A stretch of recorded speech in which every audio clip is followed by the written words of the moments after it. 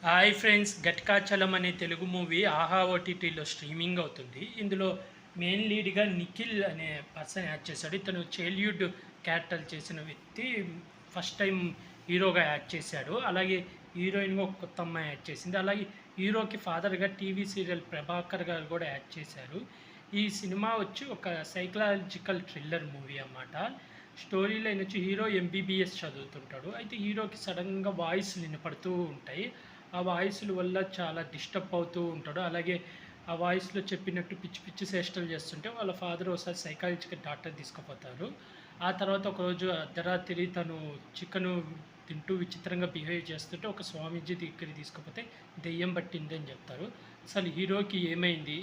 అతనికి psychology problem ఉందా? లేదా రియల్‌గానే దెయ్యం పట్టిందా? అసలు ఈ ఘటికాచలం అనే పర్సన్ ఎవరు? అతని ఫ్లాష్ బ్యాక్ ఏంది? అతనికి హీరోకి సంబంధం ఏంది అనేది మూవీ స్టోరీ లైన్. మూవీ ఎలా ఉందంటే యావరేజ్‌గా ఉంది. ఈ మూవీ 'జ్యోతి బాబు' నటించిన 'రష్ష' అనే ఒక మూవీ ఉంటది. అందులో వచ్చే ఆ 'జ్యోతి బాబు' దేవుడిని అస్సలు నమ్మడు. ఇందులో 'ప్రభాకర్' కూడా దేవుడిని అస్సలు నమ్మడు. సేమ్ అందులో ఇది 'జ్యోతి బాబు' స్థలాలు, రియల్ ఎస్టేట్ ఏదో బిజినెస్. ఇందులో కూడా ఈ 'ప్రభాకర్' అదే పని చేస్తుంటాడు. అయితే అతనికి డాక్టర్ అవ్వాలని కోరిక అన్నమాట. అవ్వలేకపోతాడు. అందుకని కొడుకుని డాక్టర్‌ని చేసేస్తాడు. అయితే కొడుకుకి ఇష్టమా లేదా అని కూడా అడగరనమాట. అలాగే ఇంట్లో వాళ్ళ మదర్ కూడా కొడుక్కి ఇష్టమైన టిఫను ఇష్టమా లేదా అని అడగకుండా తనకి ఇష్టమైన టిఫిన్ చేసి తినిపిస్తూ ఉంటదనమాట. అలా కొడుకు ఎప్పుడు పైకి చెప్పుకోలేక లోపలే బాధపడుతూ ఉంటాడు అలా హీరో.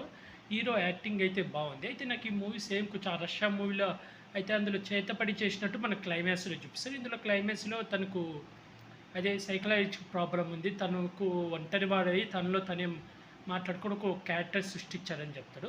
అదైతే ఓకే. కానీ చాలా సీన్‌లు రిపీట్ సీన్‌లు వస్తుంటాయన్నమాట. ఫస్ట్ హాఫ్ అంతా రిపీట్ సీన్‌లే వస్తుంటాయి. అలాగే స్టార్టింగ్‌లో ఒక అమ్మాయి చనిపోతది హాస్పిటల్ నుంచి వచ్చేసి సూసైడ్ లాగా చచ్చిపోతది. అసలు ఆ అమ్మాయి ఎవరు?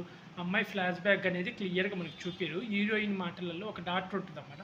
ఆ డాక్టరు పేషెంటే. ఆ అమ్మాయిని నేను కాపాడలేకపోయాను. ఇతనికి మాత్రం ఏం కాకుండా నేను చూసుకుంటానని చెప్తది. అది ఇన్ డీటెయిల్‌గా ఇచ్చుంటే ఇంకా బాగుండేది. అలాగే ఆ డాక్టరు క్లైమాక్స్‌లో హీరో గదంతా చెక్ చేసి అతని పర్సనల్ డైరీ చూసి ఓకే. ఇది ప్రాబ్లమ్ అని కనిపెడతదన్నమాట. అదేదో ఆ పని ఫస్ట్‌లోనే చేయొచ్చు గదా అనిపిచ్చింది. అలాగే ఒకటి ఫ్లాష్ బ్యాక్ సీన్ ఉంటది. అది కూడా అంతగా కన్విన్స్‌గా లేదు. ఓవరాల్‌గా అయితే వన్ టైమ్ వాచబుల్. అది కూడా హీరో యాక్టింగ్ అయితే చాలా చేశాడు. కొన్ని కొన్ని సీన్‌లు అయితే బాగున్నాయి. ఓవరాల్‌గా నా రేటింగ్ అయితే వన్ టైమ్ వాచబుల్. నేనైతే రేటింగ్ వచ్చి 5కి 2.5 ఇస్తాను. డైరెక్షన్ బాగుంది. కొంచెం ఇంకా డిఫరెంట్‌గా తీసుంటే బాగుండనిపించింది. అలాగే ఇలాంటి మూవీ రివ్యూస్ కానీ, వెబ్ సీరీస్ రివ్యూస్ కానీ కావాలనుకుంటే నా యూట్యూబ్ ఛానల్ సబ్స్క్రైబ్ చేసుకోండి friends. Like, share, comment, subscribe friends. Bye.